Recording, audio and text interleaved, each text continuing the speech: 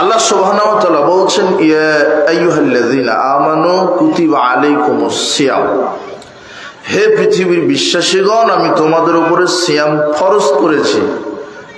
কুতিবা আলাল্লাযীনা মিন ক্বাবলিকুম, যেমন তোমাদের পূর্ববর্তী যারা এসেছিল তাদের উপরেও ফরজ করা ছিল।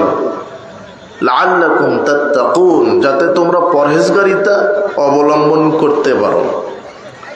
তো রাসূল সাল্লাল্লাহু আলাইহি ওয়াসাল্লাম রমাদানের সিয়ামকে ফরজ করেছেন। সিয়াম রমাদানের এটা ফরজ।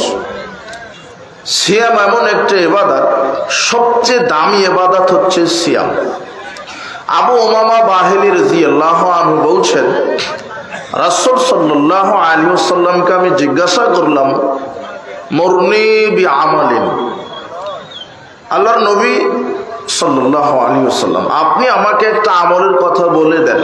তখন তিনি বললেন, আলাইকা বিসসাওম ফাইন্নাহু লা আদলা লাহু, তুমি সিয়াম রাখো, কেননা সিয়ামের সমান কোনো ইবাদত নেই।